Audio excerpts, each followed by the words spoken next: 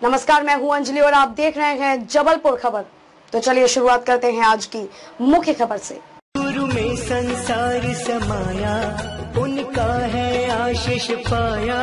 प्रभु ने खुद से भी ऊंचा गुरु का है स्थान बताया। ये गुरुवर तो ज्ञान के सागर है, इनसे ही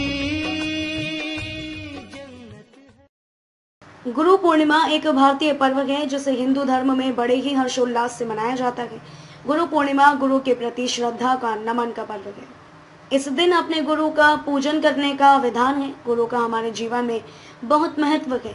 गुरु हमें अंधकार से ज्ञान के प्रकाश की ओर ले जाते हैं। गुरु पूर्णिमा के अवसर पर गुरुओं का सम्मान किया जाता है। सभी शिष्य गुरु स्थान आश्रम में जाकर पूजा पाठ कर अपने गुरु से ज्ञान रूपी आशीर्वाद लेते हैं। वहीं हमारे क्षेत्र में भी अनेक विभूतियां हैं। वहीं गुरु पूर्णिमा के अवसर पर महामंडलेश्वर संत श्री राधे जी सरकार एवं भागवत कथा प्रवक्ता पूजा गोस्वामी, मानस प्रवक्ता आस्था दुबे ने गुरु पूर्णिमा के अवसर पर सभी को शुभकामना संदेश दिया। देखिए खास रिपोर्ट।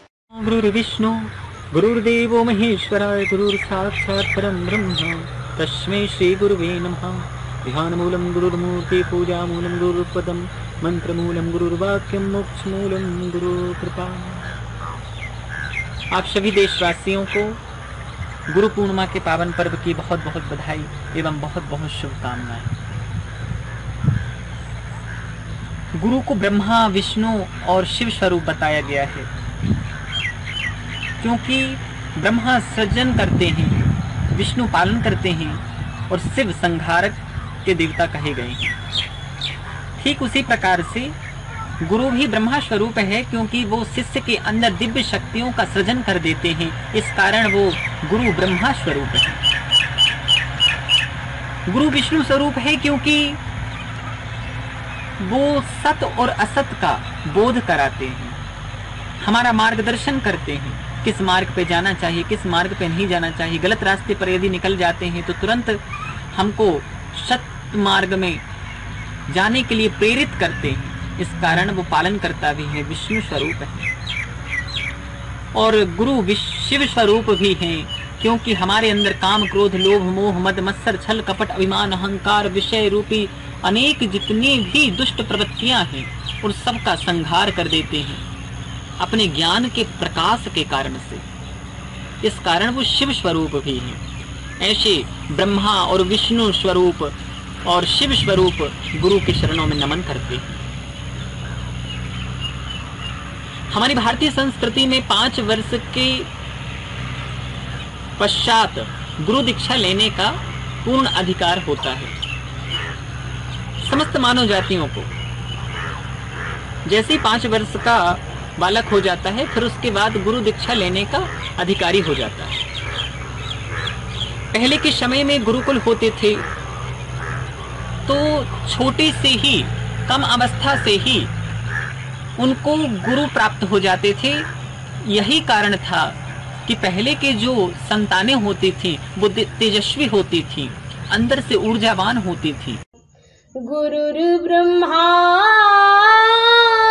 गुरुर्विष्णु गुरुर्देवो महेश्वरा, गुरुर्साक्षात् परब्रह्म तस्मै श्री गुरुवे नमः।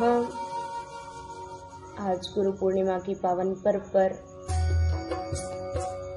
हमारी गुरुओं को मैं सादर नमन करती हूँ, वंदन करती हूँ और आप सभी को गुरु पूर्णिमा के पावन पर्व की सहृदय बधाइयाँ देती हूँ। गुरु पूर्णिमा एक बहुत ही दिव्य पावन पर्व है और इस पर्व पर सभी शिष्य अपने गुरुओं का वंदन करते हैं। गुरु बना तो लेते हैं पर गुरु का अर्थ मालूम नहीं होता। गुरु कहते किसे हैं? गुरु की परिभाषा क्या है? तो कहा गया है कि जो शिष्यों को अज्ञान रूपी अंधकार से प्रकाश की ओर अग्रसर करते हैं, वही गुरु कहलाते हैं।